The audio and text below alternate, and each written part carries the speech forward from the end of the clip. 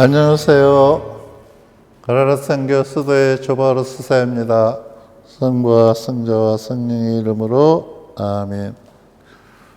이번 주부터 제가 강의할 것은 누가복음.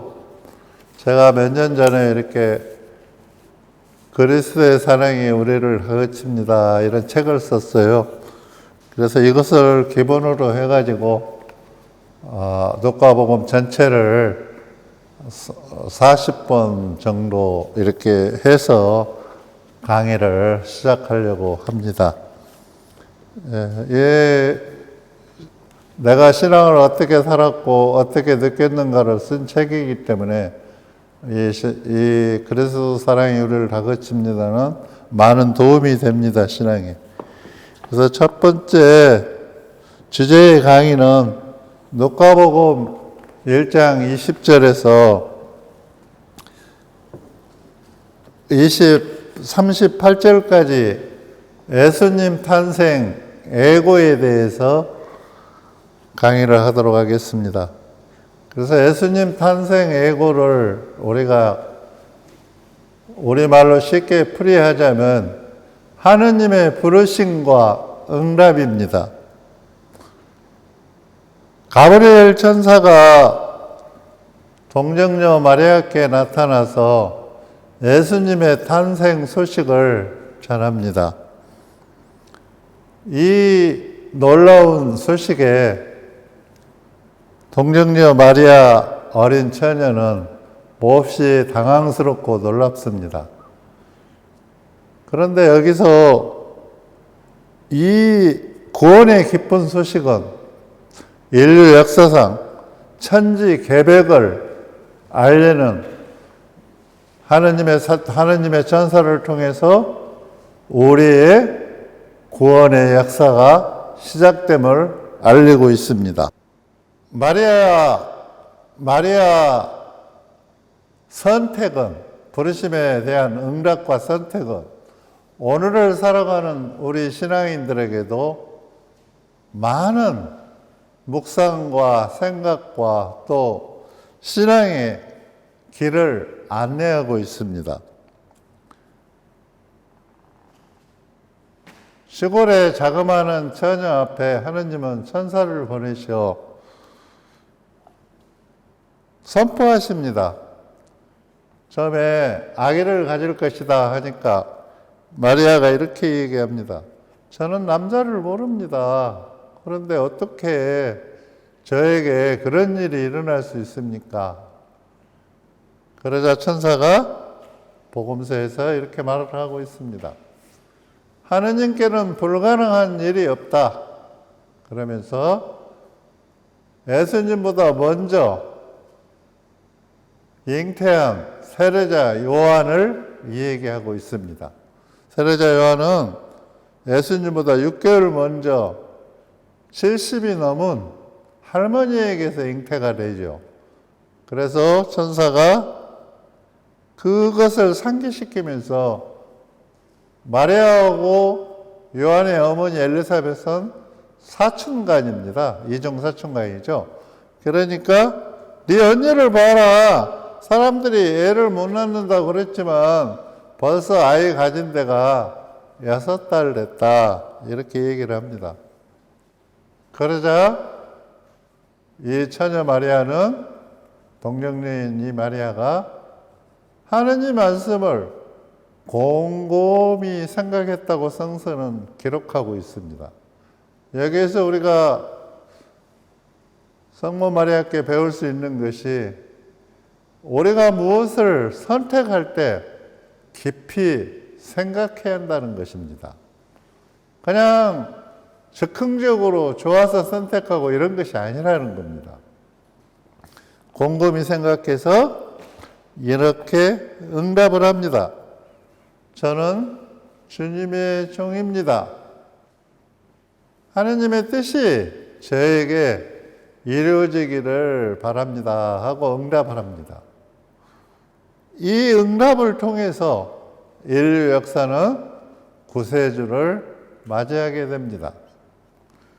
그런데 여기서 이 지혜로운 동정녀한테 우리가 배울 수 있는 것이 이 응답에 대한 선택은 무엇을 동반하고 있는가를 우리가 들여다 봐야 한다는 것입니다.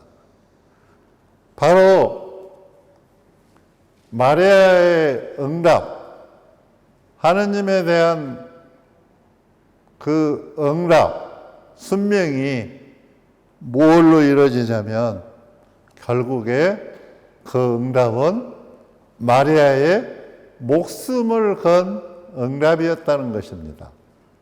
그러니까 이 응답을 우리가 깊이 들여다보면 이 응답을 통해서 성모 마리아는 당신 목숨을 내놓았다는 겁니다. 인류의 역사가 희생 없이 이루어지지 않습니다. 누군가는 우리가 이 세상을 살아가면서 반드시 그만한 대가를 치러야 한다는 것입니다. 그래서 그 시대는, 유다인 시대에는 처녀가 결혼 안 한 사람이 아기를 갖게 되면 유다인 율법에 따라서 간음죄에 해당됩니다. 그래서 뭘로 맞냐면 사람들이 모여서 돌로 쳐 죽이는 그런 행보를 가할 그런 시대입니다. 그런데 그 시대에 처녀의 몸으로 그 엄청난 일을 받아들였다는 것입니다. 그래서 우리가 성모 마리아의 그 응답을 통해서 우리가 배울 수 있는 것은 우리 역시 세상을 살아가면서 신앙 안에서 많은 부르심에 응답하고 선택을 하면서 살아간다는 사실입니다. 그런데 마리아가 이 응답하고 선택한 그것을 깊이 묵상해 보면 항상 가톨릭에서 보면 성인 성녀들이 선택하고 그 부르심에 응답할 때 보면 기본으로 딱 하고 깔고 있는 것이 하나가 있습니다. 그게 뭐냐면 하느님의 선하심을 중심으로 부르심에 응답하고 선택한다는 것입니다. 그러니까 이거는 매우 중요한 일입니다. 우리가 이 세상을 살아가고 신앙을 살아가면서 그런 부르심에 여러 우리가 응답할 때 우리가 선을 기준으로 하지 않는다면 우리의 선택은 잘못하면 우리가 악을 선택할 수 있다는 것도 깊이 생각하면서 우리가 선택을 해야 한다는 것입니다. 저는 이 복음을 구절을 이렇게 보면서 옛날에 제가 이렇게 사회에서 세상 무서운지 모르고 살던 시절이 있었습니다. 왜 그러냐면 돈도 잘 벌었고 또 작은 사업도 했었고 여러 가지 일들을 하면서 세상 무서운 줄 모르고 살았습니다. 그런데 제가 옛날부터 내려오는 가톨릭 집안이기 때문에 어려서부터 신앙이라는 유산을 받아가지고 살았습니다. 그런데 제가 자그마한 사업을 이렇게 할 때인데 그때도 역시 굉장히 나름대로 열심히 했습니다. 아침 미사 거의 안 빠지고 기도 이런 것들 충실히 했죠. 또 가톨릭에서 가르치는 묵주기도도 열심히 했고 그런데 어느 날 아침 미사를 하고 집에를 돌아와서 마지막 남은 기도를 하고 제가 이런 간청을 드렸습니다. 하느님, 제가 이렇게 하는데 이제 저는 좋은 가정도 꾸리고 싶고 또 작은 가수원도 하나 갖고 싶고 또 이렇게 해서 하느님 모시면서 평생 살고 싶어요.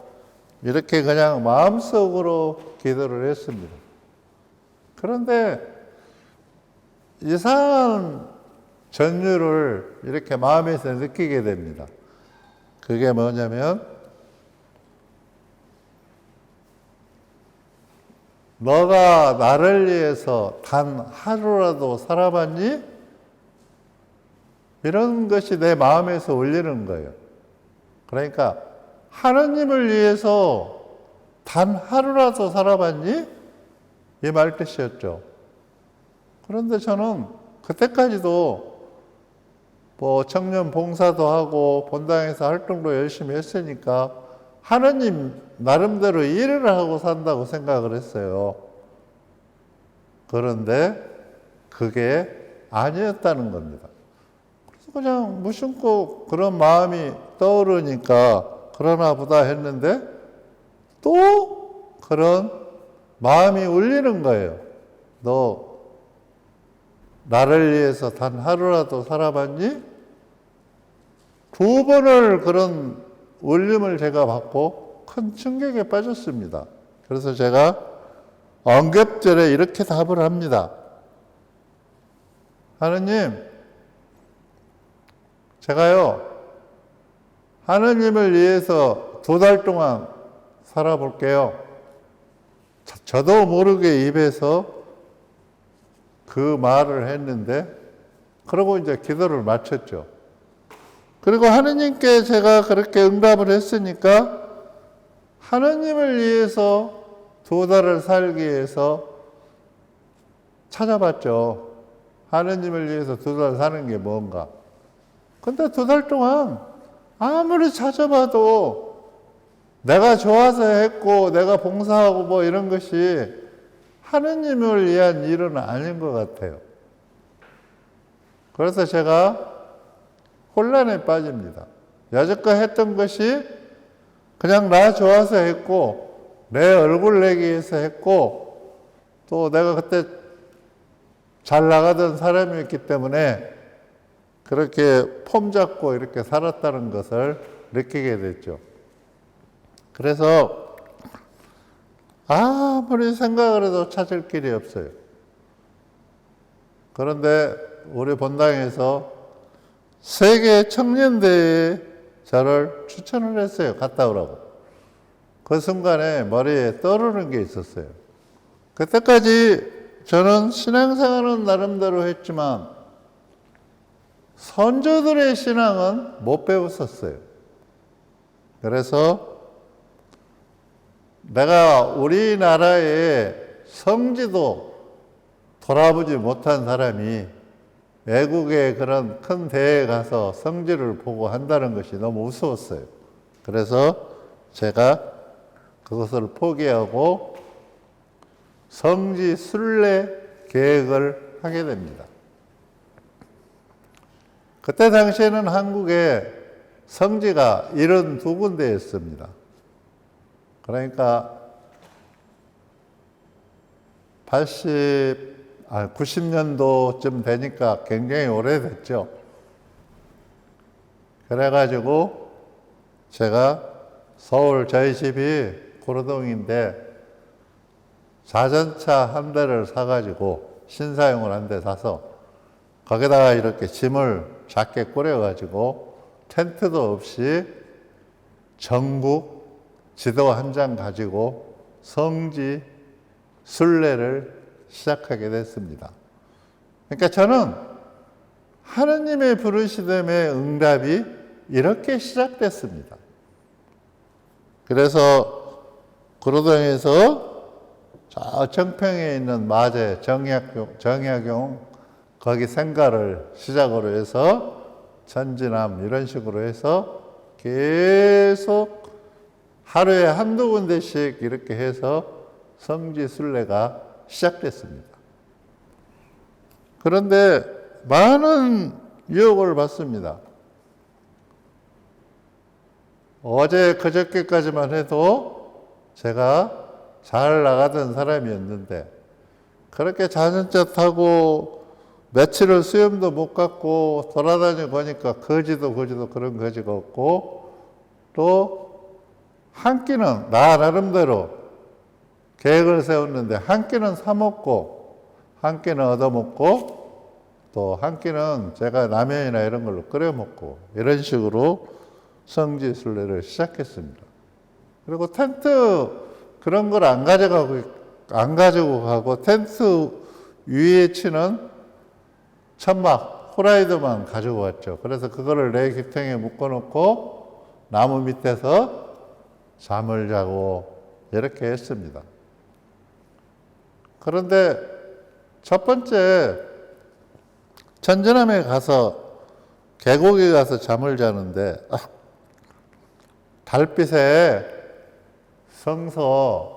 성서를 보던 것을 이렇게 봤더니 그때 성서하고 묵주만 가지고 갔는데 뭐가 나오냐면 시편 121장이 나왔습니다. 근데 그것을 읽고 얼마나 울었는지 모릅니다. 이산저산 하느님의 구원이 어디에서 오는가? 그래서 무섭기도 하고 산속에서 자는데 사랑하기도 하고 이런 시련을 제가 겪기 시작합니다. 그래서 성지순례 하면서 무수한 사람들을 만납니다. 성직자도 만나고 수녀님들도 만나고 또 일반 신자들도 만나고 그렇게 해서 72군데 성지순례를 마칠 수 있었습니다. 그래서 그 성지순례를 하면서 저는 하느님을 체험하게 됩니다. 너무나 간절하니까 기도도 간절하게 되고 세상과 모든 소통을 끊어버리고 오직 성지에 가서 묵주기도 하고 또 자기 개인기도 하고 그리고 또 다른 성지에 가서 또 똑같은 그런 일들을 다니면서 성지순례를 계속 했죠. 그래서 차에 치여서 차가 너무 위험하게 다니니까 논두럭 같은 데 처박히기도 하고 또 다니면서 어떤 집에서는 대접도 받고 또 어떤 집에서는 무시도 당해보고 별의별 것을 거기서 다 당했습니다. 그런데 여기서 제가 성모 신심이 좀 있어가지고 언제나 성모님이 꿈에 나타나든지 어디에 나타나든지 이런 것을 바라고 살았어요. 그런데 하느님께서는 그 부르심의 첫 응답이 성모님을 보게 해주었다는 겁니다. 저는 성모님이 예쁜 옷 입고 망토 입고 나타나는 그런 꿈을 나름대로 꾸고 이렇게 했는데 그런 성모님이 아니었습니다. 제가 서선 쪽에 내려가다가 너무 지쳐가지고 이렇게 정자나무 있는데 이렇게 쉬어서 있는데 아주 고운 할머니가 못이 한복을 입으시고 머리를 이렇게 단장 예쁘게 하시고 지나가시다가 저를 보면서 젊은이 배고픈가 이렇게 묻습니다. 그래서 제가 밥을 못 먹어서 배고픕니다. 그랬더니 나를 따라와 내가 밥 줄게. 그래서 잔차를 끌고 따라갔더니 큰 가수원을 하는 집이었습니다. 그런데 가서 보니까 큰 대청마루에 다복해가지고 많은 사람들이 거기에 있었어요. 그런데 이렇게 보니까 그 할머니 생일이었나 봐요. 생일이어가지고 서울이나 이런 데서 가족들이 내려오셔가지고 점심 식사를 하고 있었어요. 그래서 제가 이제 헛간 있는데 이렇게 그늘진데 거기 앉으라고 그래서 땅바닥에 이렇게 앉아 있었더니 그 할머니가 조그마한 소반에다가 밥을 따가고 이렇게 가져옵니다. 그래서 제가 그것을 먹었어요. 먹고 있는데 할머니가 저한테 혹시 술 마실 줄 아나? 그래서 네, 마실 줄 압니다. 그랬더니 이 할머니가 주전자에다가 술을 담아가지고 오셨어요. 오셔가지고 저를 술을 한 잔 따라줬습니다. 근데 제가 그때 당시에 왼손에다가 묵주 반지를 끼고 있었어요. 그래서 제가 이렇게 반일하고 두 손으로 반일하고 이렇게 하니까 처음에 오른손으로 할 때는 반지가 이쪽에 없었기 때문에 못 보셨나 봐요. 근데 왼손에 딱 보니까 이분이 제 묵주 반지를 보게 된 거죠. 술을 따르다가 놀래가지고 애그번이나 하더니만은 주전자를 거기서 놓쳐버렸어요, 할머니가. 그리고 깜짝 놀라가지고 저보고 신자인가 이렇게 묻습니다. 그래서 제가 신자입니다. 그랬더니 사람이 뭔가? 바오로입니다. 그랬더니 할머니가 갑작스레 눈물을 흘리시면서 이 일을 어찌하나, 이 일을 어찌하나 이러시는 거예요. 그러더니만 그 깨끗한 옷을 입은 모시옷을 입으신 분이 땅바닥에 무릎을 꿇고 저한테 비는 거예요. 이렇게 용서해달라고. 그래서 아니 왜 이러십니까? 제가 밥을 먹다가 갑작스레 상황이 이상하게 됐죠. 하느님께서 가난하고 어려운 사람을 예수님 모시듯이 모시라고 했는데 내가 우리 형제를 우리는 저 호화로운 마루에서 밥을 먹으면서 세상의 형제를 땅바닥에다가 놓고 밥을 줬다는 거예요. 이 죄를 어찌했으면 좋겠냐고. 그러면서 그냥 울먹울먹 하시니까 저도 밥을 못 먹고 울먹울먹 했습니다. 그러고 있었더니 갑작스레 아들, 딸들이 내려오기 시작하는 거예요. 내려오더니만은 어머니 뒤에 다 무릎을 꿇고 뭔지는 모르지만 용서해달라고 같이 빌고 있었어요. 그래서 저는 거기에서 그 마리아 할머니의 모습 안에서 성모님을 발견하게 됩니다.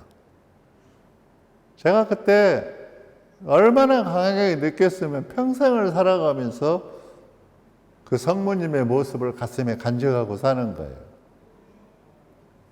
그것이 바로 오늘 우리가 이 얘기하는 예수님의 탄생과 우리의 새로운 탄생이 연결됐다는 거죠. 그래서 그분이 그 마리아 할머니 모습 안에서 성모님의 모습을 어떻게 발견하냐면 그분이 그 비는 모습 안에서 제가 우리가 죄를 짓고 나쁜 짓을 하면 우리 성모 어머니께서는 저렇게 당신 아들 예수님께 우리를 용서해달라고 빌겠구나. 거기에서 그 강렬한 체험을 제가 하게 됩니다. 그 체험을 통해서 저는 지금까지 수생활하면서 한 번도 허황되게 성모님을 바라지 않습니다. 왜 그러냐면은 그 할머니의 모습 안에서 성모님을 봤기 때문에 지금도 많은 신자들의 모습, 스님들의 모습, 또 많은 선한 어머니들의 모습, 그 모습 안에서 저는 성모님을 발견하고 매일매일 살아가고 있습니다. 저는 우리 가톨릭 신자들한테 우리가 성모님을 통해서 제대로 배울 수 있는 것이 뭔가? 우리는 그 예수님의 탄생을 통해서 우리도 역시 새롭게 탄생해야 한다는 것입니다. 그 할머니가 70살이 넘으셨는데 한번 생각해 보세요. 그냥 스쳐도 지나갈 일이에요. 그냥 뭐 신자가 와서 돌아다니나 보다 이렇게 할 수 있잖아요. 그런데 얼마나 하느님과의 밀접한 관계를 가지고 있으면 당신 자신을 그렇게 솔직히 드러내고, 그래서 그 할머니는 새로운 예수님 탄생을 통해서 똑같이 이 사람도, 이 할머니도 새로운 탄생이 시작된 거예요. 우리가 이렇게 신앙생활을 하면서 우리는 수많은 새로운 탄생을 하고 살아갑니다. 우리가 같은 경우는 신앙에 예수님 탄생 예고에 대해서 천지가 계획할 일을 보면서 나 자신에게 일어나는 수많은 크고 작은 일들도 이 탄생하고 연결이 깊이 되어 있다는 겁니다. 그래서 저는 예수님 탄생을 통해서 우리가 부르심과 응답할 때는 항상 생각해야 한다는 겁니다. 내가 목숨은 못 걸어도 적어도 내가 하느님 일에 응답하고 선택할 때 내가 선을 기준으로 하고 있는지 악을 기준으로 하고 있는지는 항상 들여다봐야 한다는 겁니다. 그래서 우리의 잘못된 선택이 우리의 신앙과 우리의 인생을 망쳐서는 안 되지 않습니까?